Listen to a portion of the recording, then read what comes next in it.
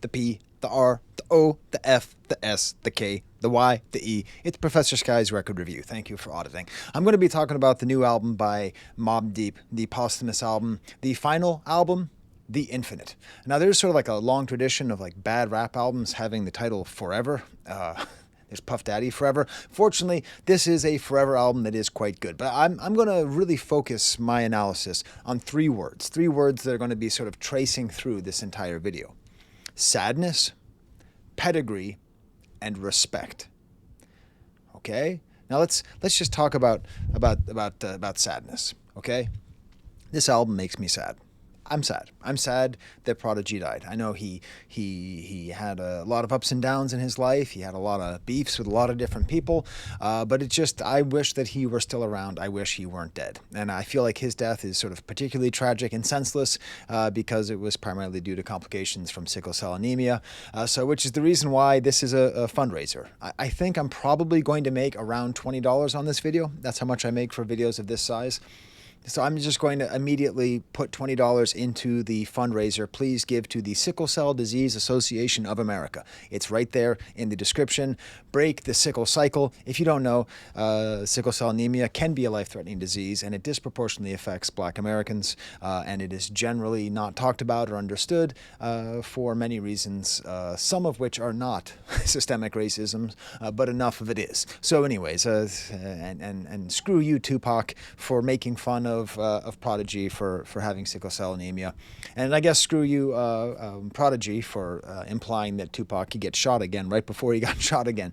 Anyways, this whole album, it's just kind of a bummer in that way, but it's good. It's a healing bummer, right? Because we get to respect this person's art and the people with whom he made art. It could be sadder in a different way, where like, if hip-hop were not in such a good place right now, if there weren't so many great rap albums, and if you're sitting there saying, Skye, bro, are you serious? Yeah. Look at my back catalog. Look at the rap videos I reviewed this year. There's 20 or 30 great rap albums that came out this year, at least. So it would be sadder, if this was like a lone oasis in a desert of just just bad stuff, And it is kind of sad that there probably are a lot of old heads out there, people like me, who around the age of 25 just decided all new music is bad and all old music is good, and this is the only thing that's any good because it's kind of like old music. It is sad that New York is not doing so great in the rap scene, and all of these releases from these great legends from New York put out by Nas is kind of just a reminder that these are all people from 30 years ago. 40 years ago. So there is a kind of sadness there. But let's talk about the pedigree, that idea, the idea of like the long lineage.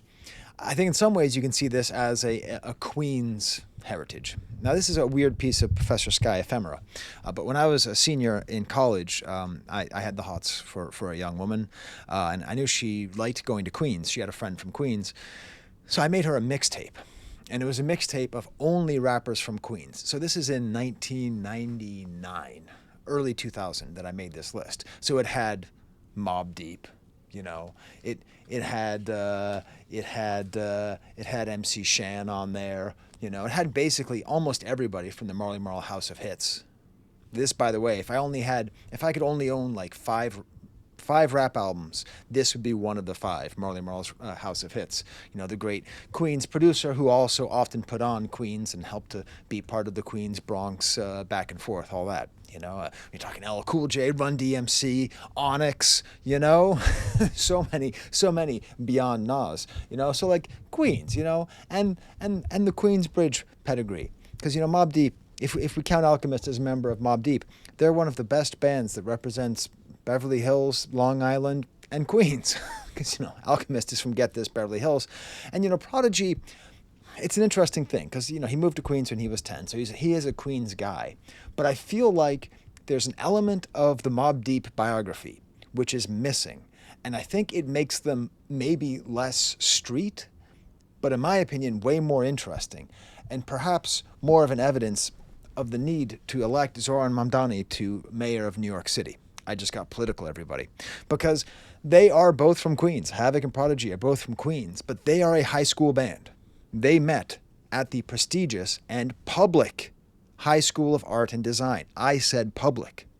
public, meaning if your kid is smart and driven and talented and creative, they can go to a better school than the one in their little area, and New York will pick up the bill. New York State will pick up the bill.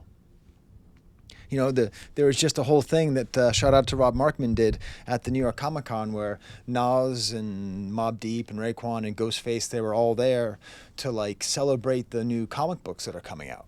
Do you know what comic books would look like without the High School of Art and Design? The person who designed the way the Silver Age looked like, Carmine Infantino, went there. The primary, when you say the word Batman, the image that pops up is a Batman drawn by Neil Adams, who went there. When you say Spider-Man, you might be thinking John Ditko, Steve Ditko, but you're primarily thinking of John Romita Sr. The definitive Spider-Man, the definitive Batman, they all went to the same school as Mobb Deep. That should be celebrated. You ever wear Calvin Klein jeans or Marc Jacobs? They also went there. You know, they are a high school band that got together and met and were able to be creative and make things. So let's give them credit for that, because there's not that many high school rap groups out there. You're sitting there and you're going, oh, but what about Outkast? Exactly. What about Outkast? Exactly. What about Outkast? What does it mean that the two, you know, probably best duos in rap history both met in high school? I don't know. It's fun. And just in general, the pedigree of performing arts schools in general, because what would Tupac have been without the Baltimore Performing Arts School? You know, like these public schools that are designed to help people be creative have a huge impact on our cultural life. But we are so capitalist brained. We are so captured by the needs of private markets and pull you up by your own bootstrap stories that we sometimes deprioritize public educations that help to form people in the arts. So anyways. And then of course there's the pedigree of mass appeal. So you know it's funny? You know, I'm thinking about the Queens and Bronx thing. You know, I think The Bridge is track number 4 in Marley Marl's House of Hits. You know, like I'm thinking about the Bronx versus the Queens battles of the 80s. And in some ways, KRS-One has for a long time been the rapper who is also the defender, the standard bearer, the definer of hip hop. Has Nas overtaken that spot? Has Queens just taken the spot from Bronx? Because I'm telling you, Nas has been doing so much work for hip-hop, but with his Hip Hop 50 concert, him showing what people can do with his work with Hit Boy, this whole mass appeal thing, you know, really. And that leads into my next word, respect. Respect for Nas, but respect for Mobb Deep. You know, one of my favorite moments in rap music history is when I told the story recently in my Cardi B video. I apologize if you already heard it. But whenever I drive to New York City, I always put on Hot 97. It's just a holdover from the 90s, right? It used to be a really great channel. It's fine now, but not as good as it used to be. And one time when I went there, it was just when the song Quiet Storm off of Murda Music had come out, just the single. And they played it back to back, and then they played 2 other songs, and then they played it back to back. Like, they must have played it 5 times in the 45 minutes I was in the car. And every single time, real hip hop, I was just some of my greatest moments, you know, absolute greatest moments. I'm looking through my CD collection. You know, I think Murda Music is the one I've listened to the most. I love Hell on Earth. I don't know where my copy of Infamous is. I suspect that I lost it in the divorce, along with my Queen's CD, because, spoiler, I married the woman who I made the Queen's mixtape for. Then later, of course, divorced her. Probably I listened to Prodigy's HNIC more than I listened to any Mobb Deep album. Maybe it's just because he gets more personal on here. Maybe it's I don't know. But you know, I mean, like, real respect. You know, real respect. And I have to apologize. You know, I was talking about the mid-20s music death. That goes for artists that you like as well. You might just not be able to hear. So when Infamy came out, I bought it. I either threw it away or I put it in my annex, which is a CD area that I have in my house, where I put like just CDs I never want to listen to. I listened to it and hated it. It was right around the same time that De La Soul released Bionics, which Justin Hunt says is their best album. So, you know, both of those cases, I listened to the albums once and just decided these guys are done. This is it. I went and listened to Infamy again. It's all right. I mean, it's not the Infamous. It's not Hell on Earth, but it sure is pretty good. So I think I need to respect them more. Pitchfork released their 100 best rap albums. I thought about covering it, but Open Mike Eagle did a better job than I could have. Fantano did a good job with it. Everyone who's talked about it's done a good job with it. So I'd just be repeating myself or repeating themselves. I will give them credit. It is a net positive because they put out something that upset the expected order. So everybody who looks at that list expects to see Illmatic at number one. If not Illmatic, Enter the 36 Chambers at number one. If not that, maybe Ready to Die. There's only like 4 or 5 CDs that could possibly, 4 or 5 albums that could be there. And by putting Infamous in there, they help to mix things up. They help to bring more attention to Mobb Deep, which they frankly deserve.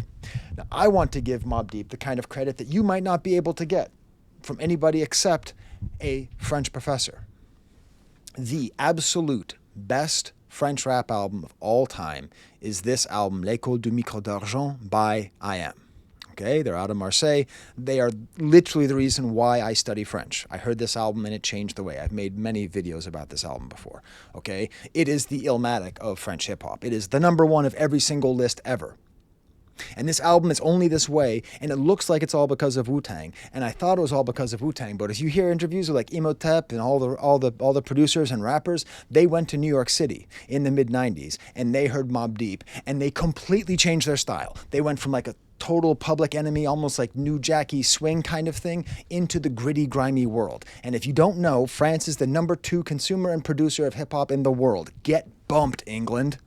Get all the way bumped. You're not number 2, England. I don't care how many skepta-weptas you got going on over here. I don't care how fake your mink is. You will always be number 3 at best, England. France will always be number 2. All right?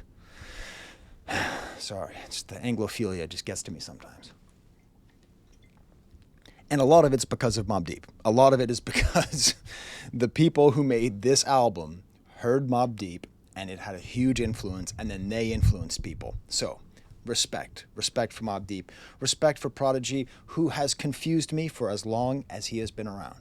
When his name was Prodigy, I got confused because I like the techno group Prodigy. You're the victim, right? You're the victim. You know you're the victim. So that always confused me, which is why on his album cover it's called Prodigy of Mobb Deep.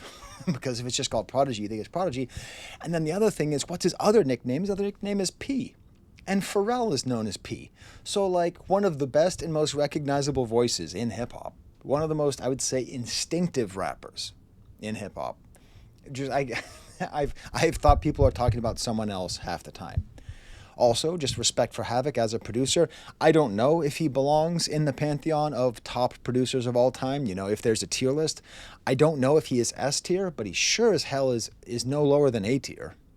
I mean, the way that he created those grimy beats, the way that he put them together, the influence that he has, his ability, it's unbelievable. It's amazing. And one of my favorite things about this whole project has been I've watched a lot of the interviews with Havoc and Alchemist, and just the respect that Alchemist has for him. It's like, if you like Alchemist and you like anything that the Alchemist has done, it's because of Havoc. So it's like, if you like any of the high era of French hip hop in the late 90s, it's because of Havoc. If you like Alchemist and the underground dusty rusty beat, it's because of Havoc. Now of course it's also because of RZA, but too often, and I'm blaming myself for this, too often me just give RZA all the credit without giving enough credit to Havoc. Respect. And respect for Alchemist, you know. I didn't know that he produced a lot of this album. I didn't know Alchemist even produced a lot of Murder Music when it came out. You know, I wasn't reading the credits that close. It's awesome. I love how true he is to his roots and the people who helped him. How much he respects, you know. I'm hopefully someday going to make that, you know, that tourist guide for white people in hip hop. And Alchemist is a great example of how to do so. Sorry, someone just handed in a makeup exam. Good. You know, he's a perfect example of how to do that. He is respectful. He knows his history. He is giving space. He is acknowledging who he is and where he is. And then let's just respect this album. It's dope. It's good. Very good. You know? It's kind of good, you know? Beats, rhymes, all of it. I rarely watch other people's reviews of albums, but frankly, I've had such a hard time finding any time to record this review that I've just ended up watching them. So I watched Fantano's, and I don't know, I don't remember the score he gave, but I agree with his general sentiment, which is like, how is this so good? This for a posthumous album where the guy died in 2017, and they haven't released an album since what, 2014? I don't even know.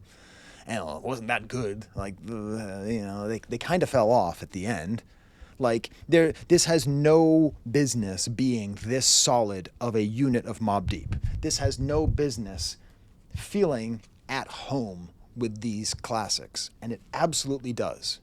So, absolute respect.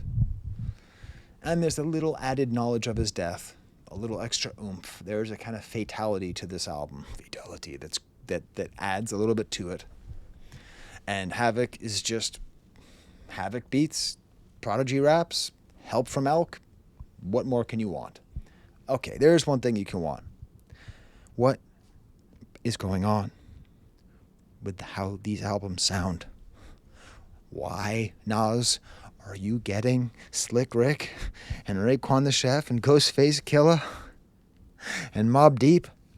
And why do they all sound kind of bad? I'm not the mixing guy. I'm not that guy. I'm not the guy who comes up and says, oh, if they just mixed the mid-level on the bass drum a little more, it would have sounded more. I'm not that guy, pal, but I can't help it. This album sounds like dog doo-doo half the time. What the hell is going on here? I've heard some people put forth the idea that it was mastered by AI. If that's the case, thumbnail face. All right, let's go through the album. The Stamp is the example song. What do they say is the best song on the album? The first song. What do I say is the best song on the album? The first song, Against the World. It is just a Havoc beat, a perfect Havoc beat. It's dusty, but it's also kind of fun. These kind of pitched up horn sounds. It's just another Mobb Deep song. The thing is, Mobb Deep is almost a vibe. You know what I'm saying? Like, they do rap about stuff.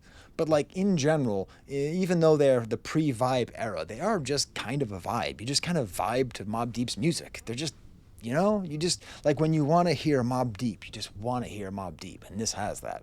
And of course, it starts off with him saying, I'm back, which is really sad because he's dead. But also, it's not sad because he is back. Like, his voice is back. What has Prodigy been to any of us other than a voice? So he is back.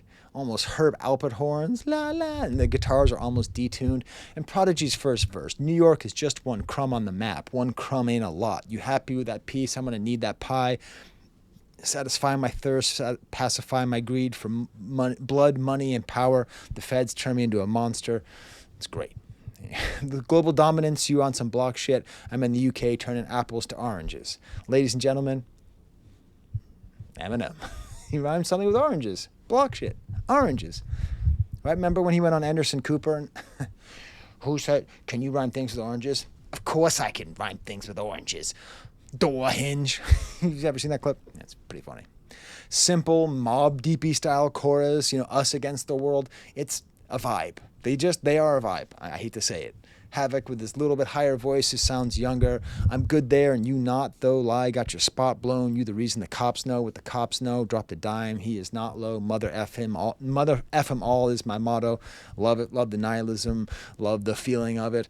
And then really sad. He said, Prodigy says, F your entire bloodline, which is like when you think about bloodlines and you think about sickle cell anemia and you think about the fact that it's a hereditary disease that disproportionately affects African Americans. Please donate to the fundraiser, okay? I'm giving all the money that I make from this little video to that, so the least you could do is kick in a couple bucks, okay? Anyways, F your entire bloodline. I don't want to think about bloodlines. It makes me sad. It makes me think about, my brothers and sisters. My black brothers and sisters who are disproportionately affected by this really terrible disease that causes a lot of pain and a lot of misery, Anyways. And saying, yo, H, I love you, see you on the other side. There is bits where it feels like premonition. It's a different kind of premonition because when you have a rapper who raps a lot about like murder and then he gets murdered, it's different. Like knowing that he died, I know maybe he died choking on food or whatever, but it doesn't matter. Like he wouldn't have died without sickle cell. So whatever it was, the reason that it was a consequence of that. It feels different. It feels different. It feels more like somebody who knows his time is limited, not thinks his time might be limited. And then Gunfire, total Alchemist beat, kind of Bernard Herrmann, Hitchcockian strings here, badass verse with Prodigy. It's sad though. It's embedded in my DNA to be a fly thug, how my pop raised me. Just again, like it's weird. It's like these multiple songs on here. He's talking about heritage, and that's why I use the word pedigree too, kind of tying in that same idea. You know, that like the same thing that he is saying makes him so tough is ultimately going to be the thing that kills him, which is his DNA. That's sad. Do you see that? What I mean by sad? It's sad. Havoc's great line, meaning they all dead. I'm a forebearer, first to let you know that we live in a soft era. Easy Bruh is just like a throwback to 90s simple choruses, you know, simple, wonderful choruses. Look at Me is a cover of the song by XXXTentacion. I didn't expect it, but I think they did a really good job. I get one joke. That's my one joke. Now, Look at Me is a great resetting drone. Why does it sound so bad? Why does it sound so bad? You got clips on here, and it sounds like it was recorded on a Radio Shack microphone and a Radio Shack cassette. Yes, I remember the weird little cassettes that they had that had the tape on them, and they sounded bad. That's what it sounds like. Radio Shack. Mastered by Radio Shack. Mass Appeal. Mastered by Radio Shack. But anyways, Prodigy's verse is great. Stay on your rung and watch your F mouth. I'll cut out your tongue. Ugh, man. It's mean. It's crazy. Because all we want is laughter and love. Wow. That's true, right? It's true. Even if you're thorough, all you want is laughter and love. So we must keep the efforts from around us. Great chorus. The pounders, but around us, keep it with the pounder, but the pound. Very kind of 90s. Then Pusha T's verse. I'd rather rhyme with your spirit than these other 10 years from now. The question is, who are these other It's great, right? Just the idea that, like, what I love is that with Pusha T rapping here, it's like we're back in the Holy War, the Kendrick Holy War for the soul of hip hop. And it feels to me like Pusha T is the deputy, right? Like he is in that army. He is a general. Like the army is being led by Kendrick, and this is just goofy. I'm just talking here, but I think this is a good idea. So so Kendrick is the commander in chief, and then I think the general is Pusha T, and I feel like he's deputizing Mobb Deep. Like they're a member in here too, because like I would rather spit with your spirit than these other guys. And then we get to the M, the O, the B, the B. Great old school meets Havoc beat. Oh, yeah. Big Noid is great. You know, he's the third member of Mobb Deep. Or Alchemist is the third member. I'll let you decide. They can have two third members. Or maybe Big Noid is the Capadonna of Mobb Deep, you know? Because Capadonna was like not technically part of Wu-Tang Clan, but whenever you saw him on the track listing, you always knew he was going to have the best verse. This is just what we're talking about, just like, you know, okay, so if you're an old school rap head, an old fool rap head, you know, I took the Queen side of that beef.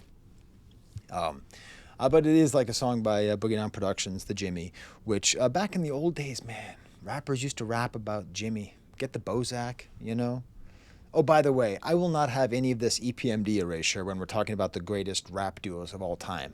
Okay? So, I don't know what needs to happen, but we need to stop forgetting how important EPMD are. Sorry. But yeah, you know, get the Jimmy, the penis, you know? But this is better. Because the Jimmy is the J, the I, the M, the Y, the J, the I, the M, the Jimmy. It doesn't quite work. Whereas here, this just totally works. And it's just totally catchy. And word up. I love hearing it. Wearing do-rag, waves, fitted hats, snuggles or furs, Rikers Island, bus still packed, what's the word? Inmates squeezed in tight, canned like sardines, young black teens turn out that cop killer queens, never graduated to the next grades, letting hammers loose, so how they up in gladiator school getting worse than they first came in, and we linking up with likewise minds, now they got ties across the map, describing how the prison industrial complex doesn't work, how it just scoops up people, prevents their education, and then gets them to be more radicalized and more criminal by that's not really based on rehabilitation because it doesn't work, because our criminal justice system doesn't work. That's what he's talking about. Thank you, Prodigy. Down for You. There's two songs down for you. Listen, you might notice I'm a super white guy, and I don't know if it's a white thing where I have a harder time with like R&B mixing together with rap. but I don't love these songs, and I feel corny for it. So I don't know. You can tell me if there's any correlation there. I think there might be. I don't know what it is. I'm not entirely comfortable figuring out what it is. But anyways, these songs are fine, but they're not really my thing. Taj Mahal, I really don't like. I think this is kind of a bad song. It's just, I don't know. Maybe because it feels to me like it's, I just think of MGM, right? The song off Wu-Tang Forever with Ghost and Ray, which is just a better song about going gambling. It feels to me it's too much like gambling is fun and cool, and I don't know. I know Nas did the casino thing. Hey, 1 second.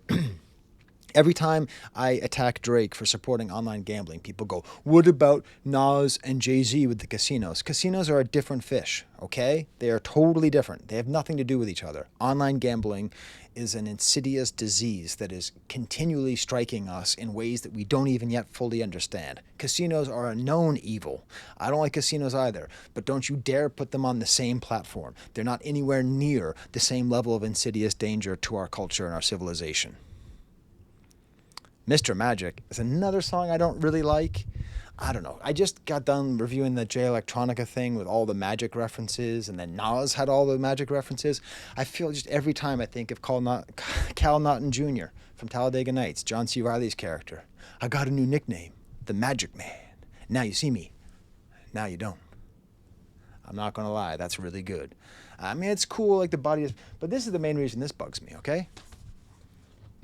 For an album that is so dedicated to the history of hip-hop, he's talking about Mr. Magic, and he never talks about Mr. Magic. This is one of the hosts of WBLS, one of the first rap shows in New York City, and they would make these compilation albums, and they would sell them. And this is a way that people like my brother would learn what's actually happening in rap music, these kind of compilation things. Mr. Magic on WBLS, that's his name, Mr. Magic, and his rap attack. You know what we got on here? We got drag rap. Yeah, the Showboys drag rap, the basis of all bounce music in New Orleans. I suspect it might have come from a Mr. Magic's that they found that song in New Orleans.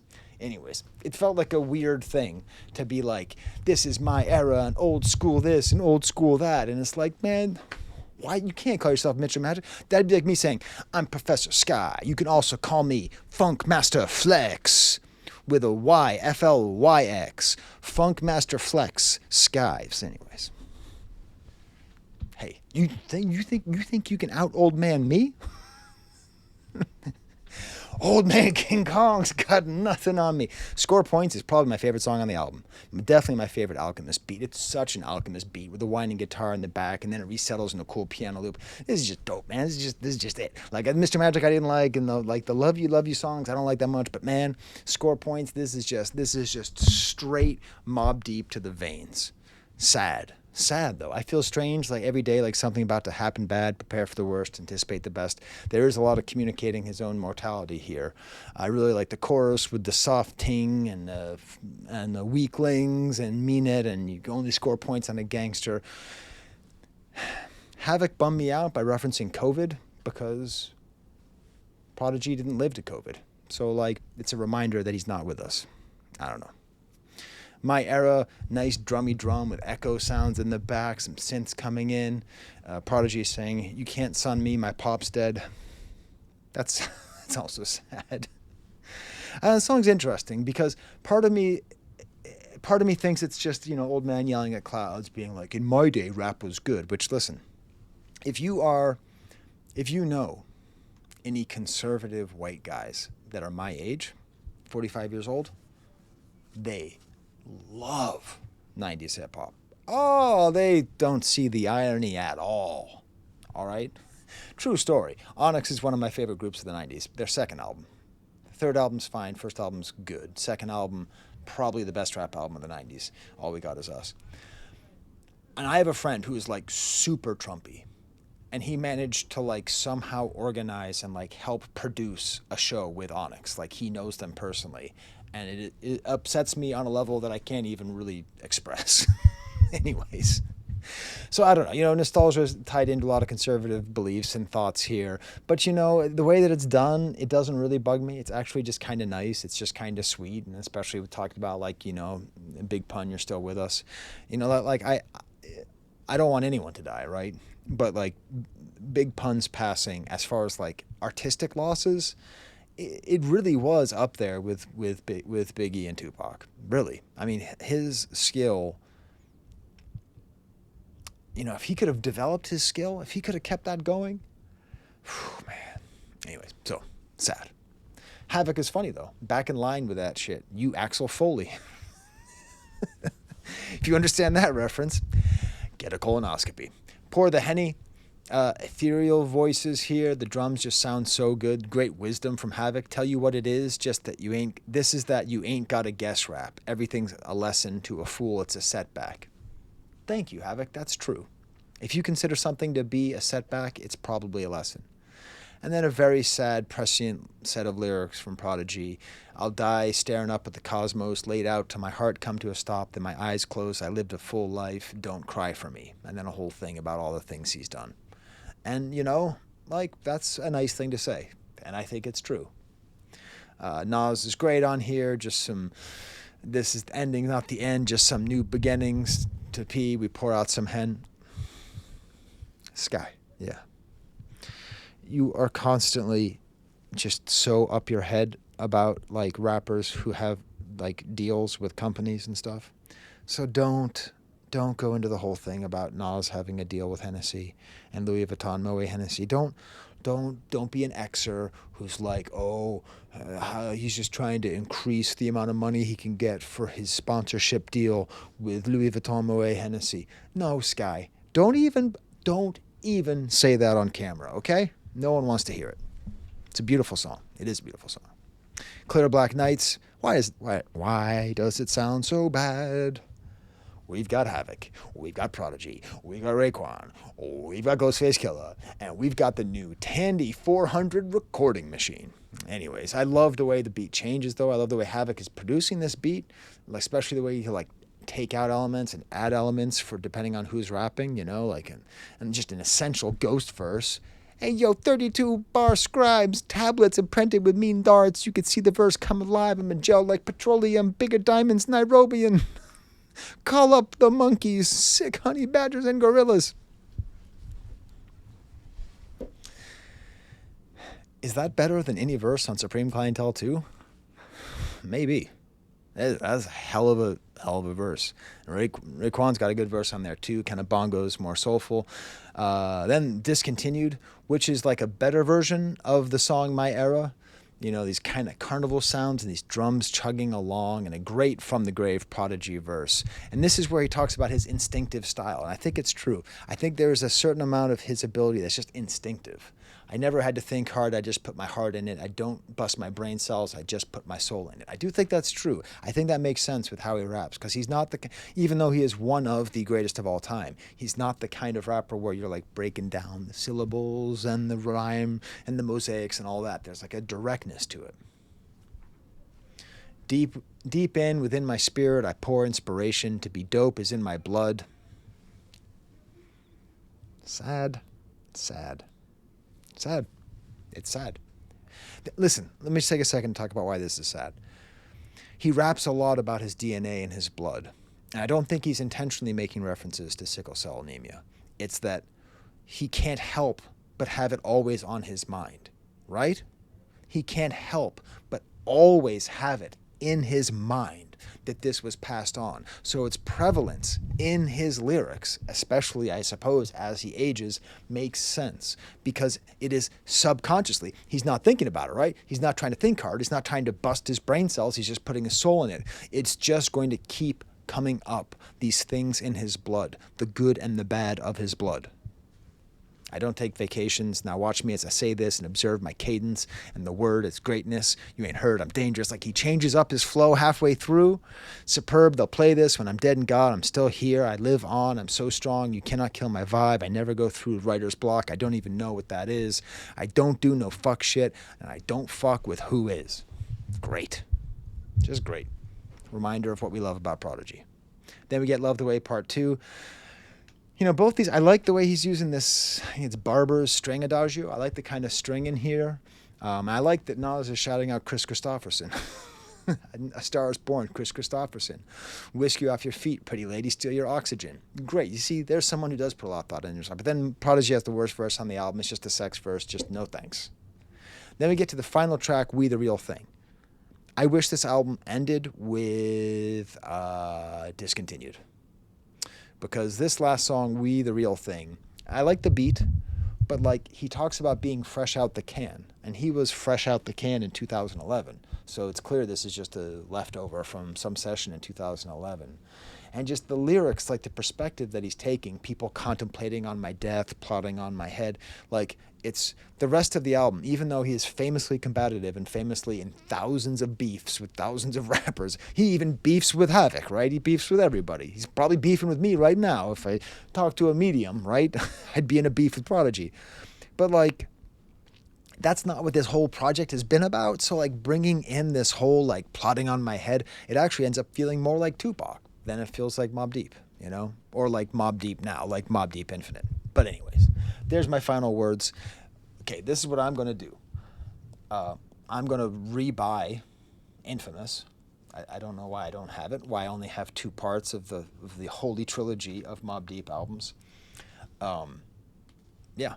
And I'm going to set up this premiere. Please give money to the Sickle Cell Anemia Foundation, if you can. If you can afford it, please do. Oh, this is the name of the French group is IAM, I-A-M. And the name of the album is École, like school, E-C-O-L-E. You won't be disappointed. All right, until next time. Oh, shit, I got a meeting. There's the camera.